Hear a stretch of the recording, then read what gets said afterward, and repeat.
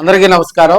CM Nara Chandrababu Naidu, మంత్రి లోకేష్ ప్రోత్సాహంతో, వారి ఆదేశాలతో ముప్పవరపు సుచిత్ర వేరే చౌదరి గారికి ప్రకాశం జిల్లా గ్రంథాలయ సంస్థ చైర్మన్గా కూడా ఆమెకు ఆ నామినేటెడ్ పదవి కూడా కేటాయించడం జరిగింది.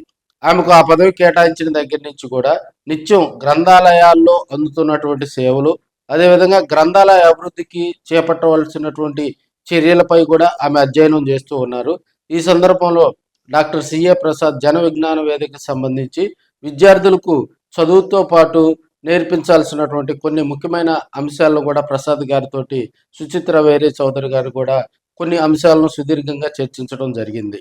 డాక్టర్ సిఏ ప్రసాద్ను ఆయన నివాసంలో గ్రంథాలయ సంస్థ చైర్మన్ సుచిత్ర వేరే చౌదరి కలిశారు. ఈ సందర్భంగా గ్రంథాలయాల అభివృద్ధికి తన వంతు సహాయ సహకారాలు అందించాలని కోరారు. గ్రంథాలయాల్లో లభించవలసినటువంటి సేవల గురించి ఆయన అడిగి తెలుసుకున్నారు.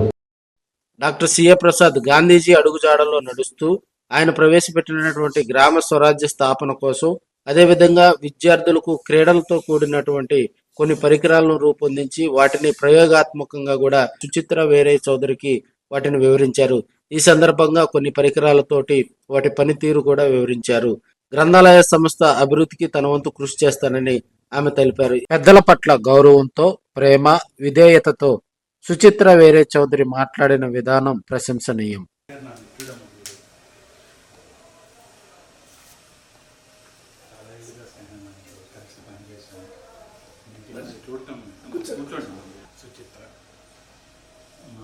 అంటే మా అమ్మాయి అక్కడి నుంచి ఆ ఇల్లు అమ్మేసుకొని అర్థమవుతుంది. ఫిజిక్స్ లెక్చరర్ అమ్మ, కార్పొరేట్ సెక్టర్లోనే పనిచేస్తాం. ఒక వారం రోజుల నుంచి ఇక్కడ 12వ తారీఖు ఎప్పుడు వచ్చేది నిన్ననే వెళ్ళాను. మధ్యలో వచ్చిన ఫోన్ చేసేస్తాను. తిరుగుతున్నాను. ఇంకా తమిళతో మీకు తెలిసిన వాళ్ళు ఇప్పుడు సుధాకర్ ఇది వేరే వేరే దేశాల్లో ఇక్కడ నుంచి బయటికి ఈ పుస్తకం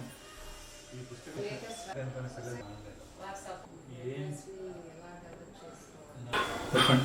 రెడీ? లాగేయండి సార్. అటు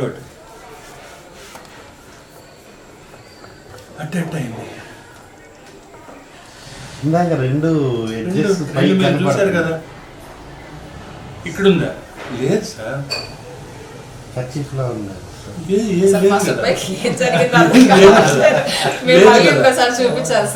ఏ కలర్స్ మీరు కూర్చోండి. ఏ కలర్స్ కనిపిస్తున్నాయి? బ్లాక్, మన బతికిట్లా మనం అందరం బ్లాక్ అండ్ వైట్ కాదు.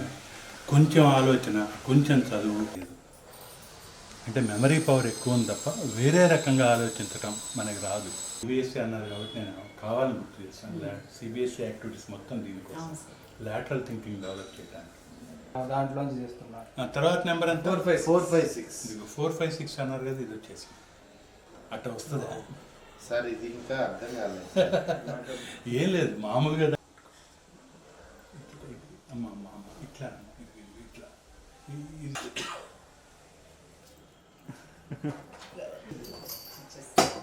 నచ్చిందా? ఇది ఇది ఇది కూడా నేను చెప్పినట్టే. పడుకున్నది.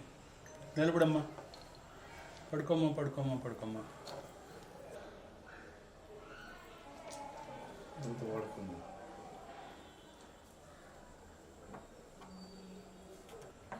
ఉంచండి.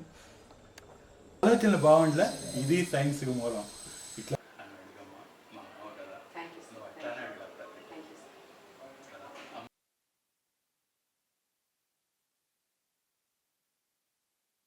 ప్రసాద్ గారు జన విజ్ఞాన వేదిక నుండి తన ప్రస్థానం మొదలై గాంధీ గారు 1937లో ప్రవేశపెట్టిన నయీ తాలీం విద్యా విధానంలో దక్షిణ భారతదేశ కోఆర్డినేటర్గా పనిచేశారు. అలాగే నేషనల్ కమిటీ మెంబర్గా కూడా పనిచేశారు.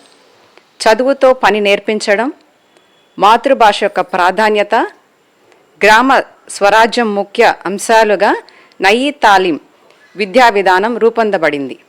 ప్రసాద్ గారు కరికులం రూపొందించే ఎన్సీఆర్టీ మెంబర్గా కూడా పనిచేయడం జరిగింది.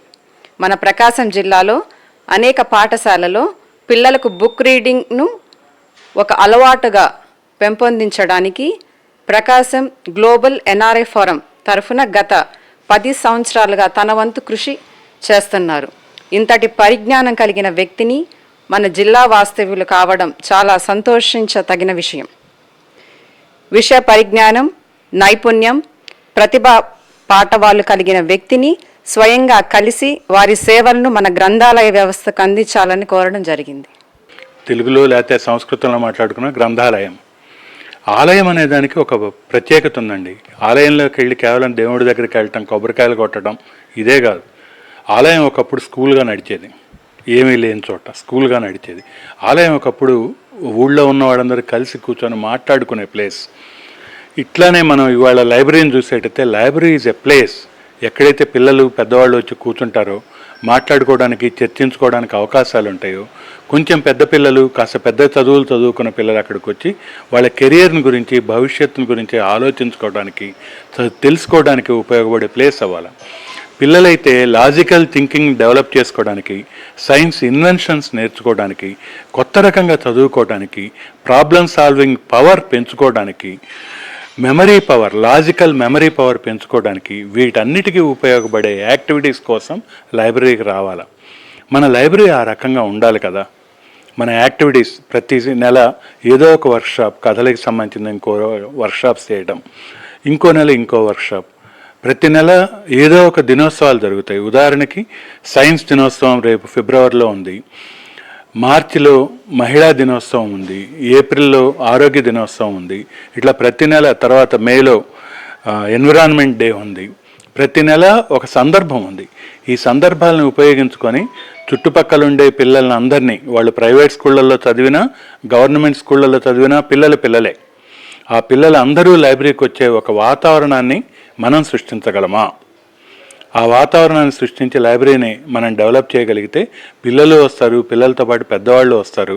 ఈ ప్రయత్నాలన్నీ మనం చేయటం, ఈ అమ్మ నేతృత్వంలో చేయటం కలిగితే మనం కూడా ఒక చిన్న చరిత్రను సృష్టించిన వాళ్ళం అవుతామేమో. Let us hope so. ఆశపడదాం. Thank you.